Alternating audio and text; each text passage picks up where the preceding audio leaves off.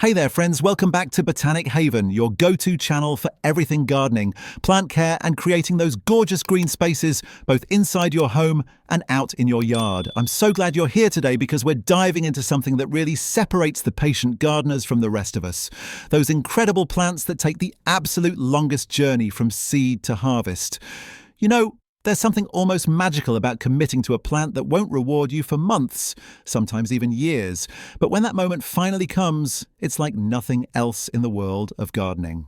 I've been gardening for about 15 years now, and I'll be honest, when I first started out, I wanted everything fast. I planted radishes because they'd be ready in 3 weeks, lettuce because I could snip it in a month, and I thought anything taking longer than 60 days was pushing my patience to the limit. But then something shifted. I realized that the plants demanding the most time were often teaching me the most valuable lessons about persistence, planning, and the beautiful rhythm of seasons. So today we're going to talk about 30 incredible plants that need the longest growing season, and trust me, once you understand what they need and why they take so long, you'll appreciate them in a whole new way. Let's start with the superstars of the long season club. Asparagus.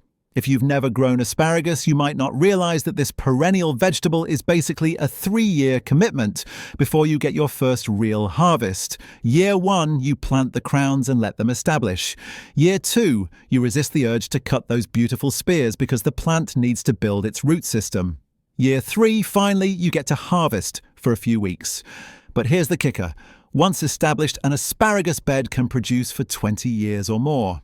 I remember my neighbour Daisy telling me about her asparagus patch that her grandmother planted in the 1970s, and it's still going strong.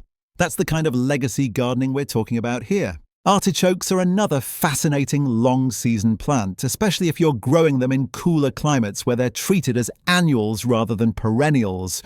From seed to harvest, you're looking at about 100 to 150 days, sometimes even longer. These Mediterranean beauties need a long, cool growing season to develop those massive flower buds we love to eat. I tried growing artichokes from seed a few years back, and let me tell you, watching those architectural plants slowly develop over nearly 5 months taught me more about patience than any meditation app ever could. The key with artichokes is starting them indoors early, giving them rich soil, and making sure they never dry out completely during their long journey to your dinner plate. Now let's talk about Brussels sprouts, because these little cabbage-like gems are the definition of slow and steady. We're talking about 100 to 180 days from transplant to harvest, and that's if everything goes perfectly. Brussels sprouts actually taste better after a frost, so in many climates you're planting them in spring for a late fall or even winter harvest. I've learned that the trick with Brussels sprouts is thinking backward from your first expected frost date and counting back at least 4 months. My friend Oliver swears by pinching off the top of the plant about a month before harvest, which supposedly helps the sprouts firm up and develop better flavour.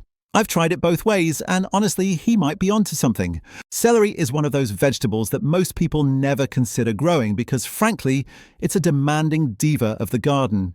You need about 100 to 120 days from transplant, and celery wants consistent moisture, cool temperatures, and rich soil throughout its entire life.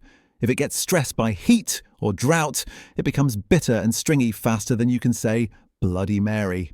But when you grow celery successfully, there's something deeply satisfying about crunching into a stalk you nurtured for 4 months. The variety makes a difference too. Some heritage varieties like Tall Utah need even longer than modern hybrids. If this guide has helped you, write 1 in the comments. And if not, write 0.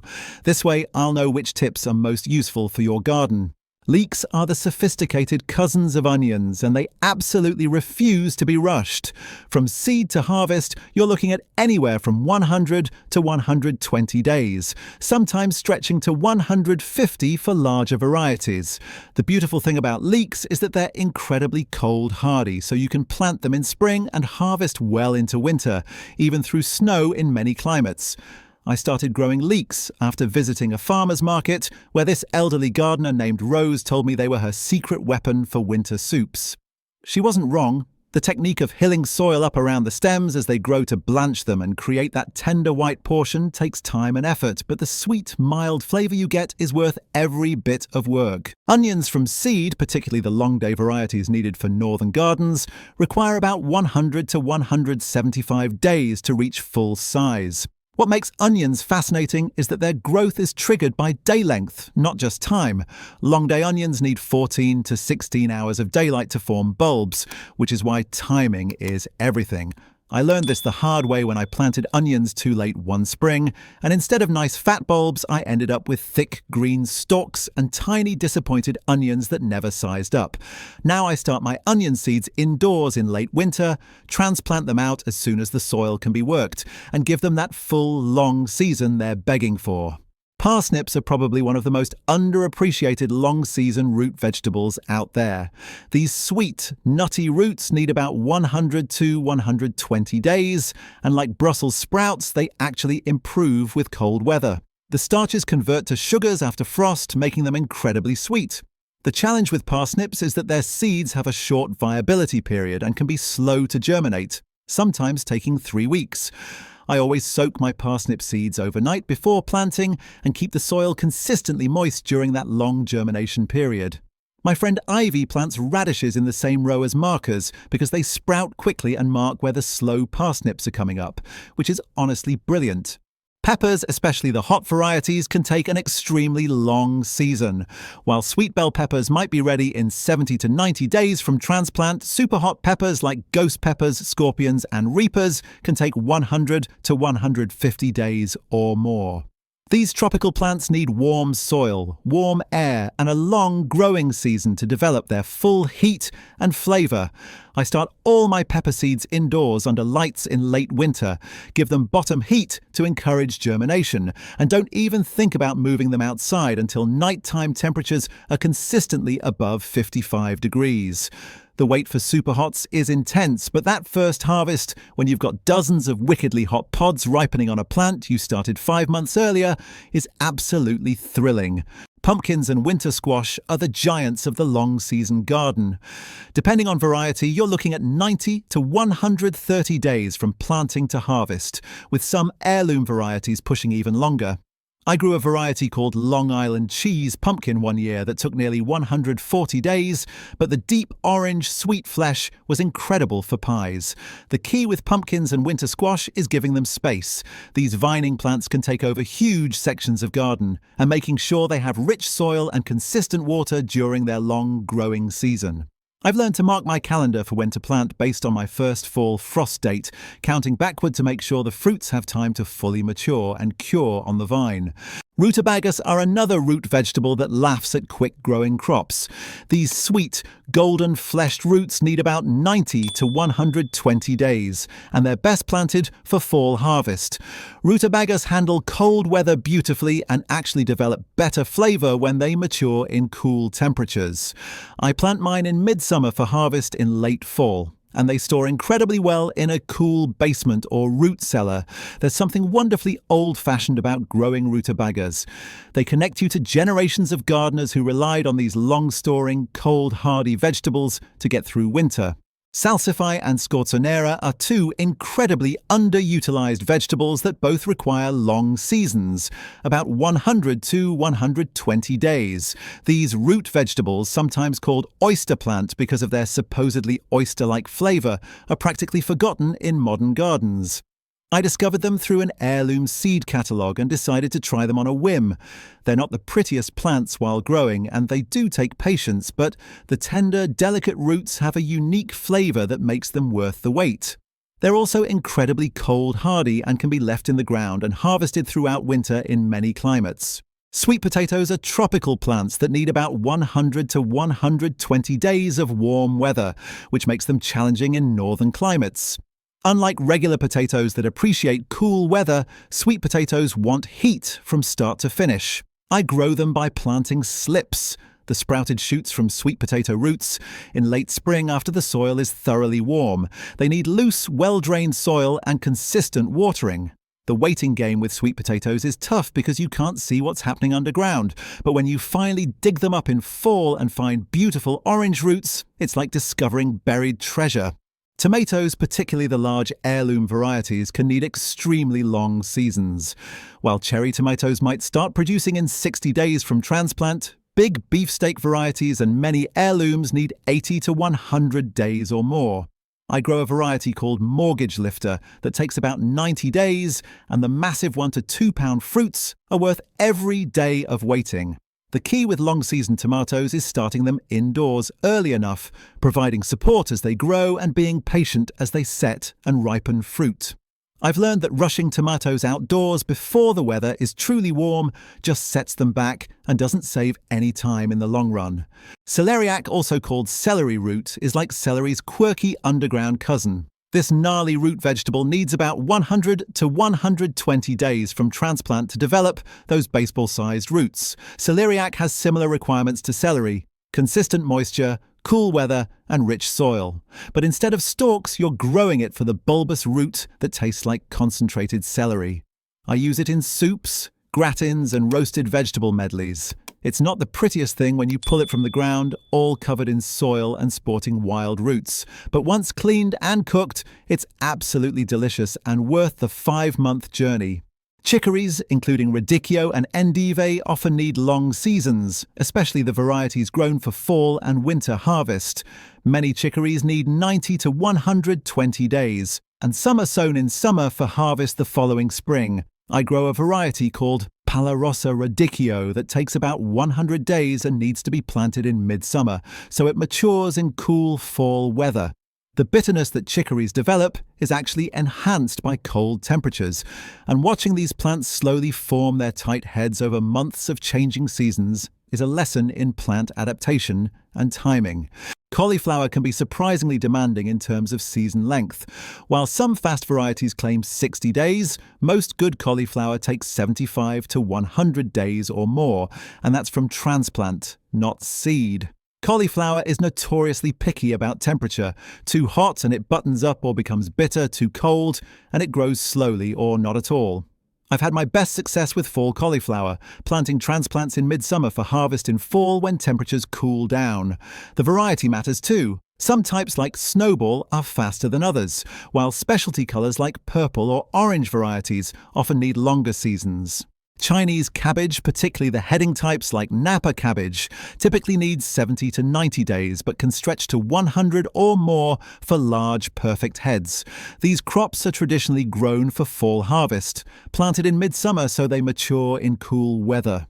I learned that Chinese cabbage hates being transplanted when root-bound, so I either direct seed or start in larger containers to minimize transplant shock. The long season is worth it when you harvest those crisp, sweet heads perfect for kimchi, stir-fries, or fresh slaws. Fennel bulb, or Florence fennel, needs about 90 to 115 days and is surprisingly finicky about season length and temperature. If it experiences stress from heat or inconsistent watering, it bolts to flower instead of forming bulbs. I plant fennel in early spring for early summer harvest, or in summer for fall harvest, trying to time it so the plant matures during moderate temperatures. The licorice-flavoured bulbs are incredible when roasted or shaved raw into salads, making the careful timing and long season worthwhile. Garlic is in a category of its own because we're talking about a crop that literally takes 7 to 9 months from planting to harvest. You plant garlic cloves in fall, they develop roots before winter, go dormant during cold months, then burst into growth in spring and aren't ready until mid-summer. That's basically a school year of waiting for garlic. But here's the thing, homegrown garlic is incomparably better than store-bought. And once you establish a rotation of saving your best bulbs for replanting, you're creating a self-sustaining system. I plant garlic every October, mulch it heavily, and mark my calendar for July harvest. My friend Lucas plants over 300 cloves every fall, and his midsummer garlic harvest has become a neighborhood event. Horseradish is a perennial that you harvest the roots from after the first season's growth, which means planting root pieces in spring and waiting until fall, or even better, the following spring after a winter in the ground. The cold actually improves the pungency of horseradish roots. I planted horseradish from root cuttings 3 years ago, and it's become a permanent fixture in my garden. I harvest roots as needed throughout fall and winter, and the plant just keeps coming back stronger each year. It's extremely vigorous, so I keep it contained in a designated area, or it would take over everything. Jerusalem artichokes, also called sunchokes, are planted in spring and harvested from fall through winter, giving them a full growing season of 6 to 7 months. These Native American perennials produce knobby tubers that taste nothing like artichokes but have a unique, nutty sweetness. I grow them along my fence line because they can reach 10 feet tall and would shade out other crops. The tubers are best after frost, and like horseradish, they're incredibly vigorous. I've learned to harvest thoroughly because any small tuber left in the ground will sprout the next year, which is great if you want them, challenging if you don't. Okra needs heat and time. Typically 70 to 90 days in warm climates, but in cooler areas where the season is marginal, it can take much longer as the plants wait for truly warm weather to kick into gear. I start okra seeds indoors and use black plastic mulch to warm the soil when I transplant. These beautiful plants with their hibiscus-like flowers need long, hot days to produce those tender pods. I found that in my garden, okra doesn't really start producing well until mid to late summer, making it one of the last crops to come online, but also one that keeps producing until frost. Parsley root, not to be confused with regular leafy parsley, is grown for its thick, carrot-like taproot and needs about 90 to 120 days. This is a popular vegetable in Central and Eastern European cooking, but lesser known elsewhere. I tried it after reading about it in an old garden book, and it's become a staple in my winter soups and stews. The roots have an intense parsley flavour combined with the sweetness of a parsnip, and they store well. The long season requirement means planting in spring for fall harvest, and the plants are impressively cold hardy. Popcorn is different from sweet corn and typically needs a longer season, about 100 to 110 days. Unlike sweet corn that you harvest and eat fresh, popcorn must mature fully on the stalk, then dry down completely before harvest. I grow a variety called strawberry popcorn that has beautiful mahogany red ears, and the waiting is tough because you're walking past those mature stalks for weeks while they dry. But when you finally harvest, cure them further indoors and pop your first batch. There's nothing quite like the flavour of homegrown popcorn. Tomatillos need about 75 to 100 days and, like their tomato relatives, can't go outside until all danger of frost has passed and the soil is warm. What makes tomatillos interesting is that you need at least 2 plants for good pollination and fruit set, and the plants get quite large and sprawling. I grow them for salsa verde, and the long season means planning ahead and starting seeds indoors in early spring. The fruits develop inside papery husks, and you know they're ready when the husks split open and the fruits are firm and bright green or purple, depending on variety. Watermelon varieties, especially the large traditional types, need anywhere from 80 to 100 days of hot weather. These heat-loving vines need warm soil to get started, and then consistent warmth throughout their long-growing season. I use black plastic mulch and row covers early in the season to give watermelons every advantage. The hardest part is the waiting game near the end, checking for hollow sounds when you thump them, watching the tendril near the stem dry, looking for that flat yellow spot where the melon rests on the ground. When you finally cut open a perfectly ripe watermelon you grew from seed 4 months earlier, it's pure summer magic. Winter melon, also called ash gourd or winter gourd, is popular in Asian cooking and needs an incredibly long season, about 120 to 180 days. These massive fruits can weigh 20 to 30 pounds or more and store for months after harvest, hence the name. I've only grown winter melon once, and it was a commitment. The vines are vigorous, the flowers are dramatic, and watching these huge fruits develop over nearly half a year feels like a gardening endurance test. But the mild, versatile flesh that stores well into actual winter makes the long season worth it for anyone wanting fresh produce during the cold months. Gourds grown for drying and craft purposes need long seasons, typically 100 to 120 days, followed by weeks or months of drying time. I'm not talking about eating these. I mean the hard-shelled gourds used for birdhouses, bowls and decorations, the biological process of developing those thick shells, and then the chemical process of drying and hardening takes time you can't rush. I grow bottle gourds and dipper gourds along a trellis, and from spring planting to having a finished dried gourd ready to use is nearly a year-long process. It's gardening that teaches you to think in terms of seasons and cycles rather than instant gratification. Cardoon, a relative of the artichoke, is grown for its thick leaf stalks and needs about 100 to 120 days. This impressive plant with dramatic silver foliage can reach 5 feet tall and needs blanching, covering the stalks to keep them tender and mild. I grew cardoons one year because I'm always up for trying unusual vegetables, and they're stunning architectural plants even if you never eat them. The process of nurturing them through a long season, then blanching them for several weeks before harvest, then preparing the stalks, which requires removing strings like celery, is involved. But for anyone interested in Mediterranean or Italian cooking traditions, cardoons are a connection to culinary history worth the time investment. Hemp and flax, when grown for fibre, need long seasons of 90 to 120 days or more, depending on climate. While these aren't typical garden crops for most people, there's growing interest in fibre plants for handcrafts and sustainability. The plants need to reach full maturity, be harvested, then undergo retting, a decomposition process that separates fibres from the plant stem. I've grown both as curiosity crops, and the entire process from seed to usable fibre is measured in months.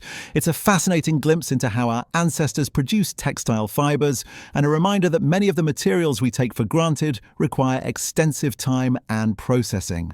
So, what does all this mean for you as a gardener?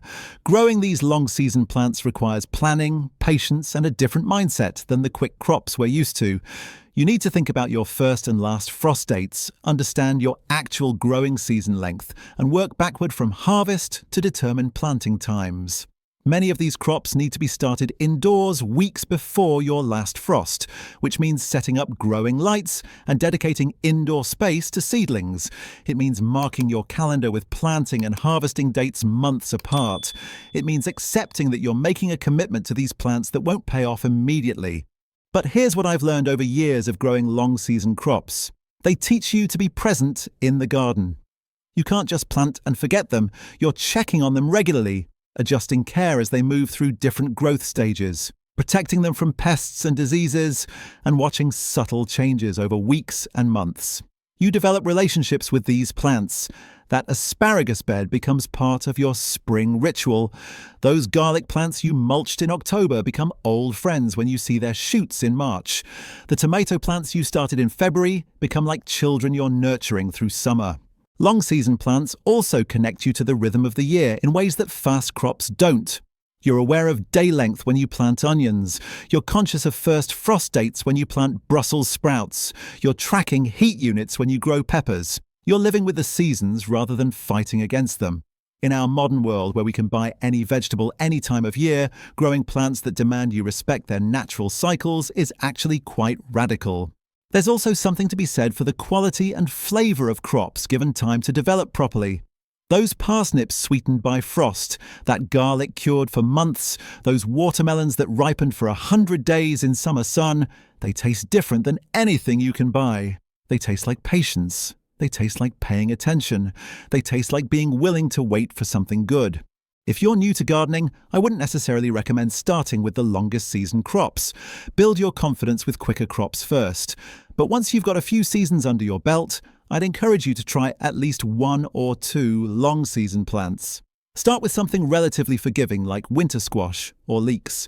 Experience what it's like to commit to a plant from spring to fall. Notice how your perspective shifts when you're thinking in months rather than weeks. For those of you already growing some of these crops, maybe this has given you ideas for new varieties to try or reminded you of old favourites you've neglected.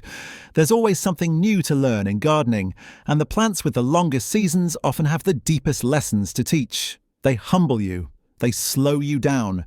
They remind you that good things really do take time, and that the waiting is part of the reward, not just an obstacle to it. Thanks so much for hanging out with me today here on Botanic Haven. I hope this journey through the longest season plants has inspired you to try something new, to plan ahead, or just to appreciate the amazing diversity of what we can grow. Remember, every gardener started somewhere, and every expert was once a beginner who decided to plant something and see what happened. Until next time, keep growing, keep learning, and keep enjoying those beautiful green spaces you're creating. Happy gardening, everyone!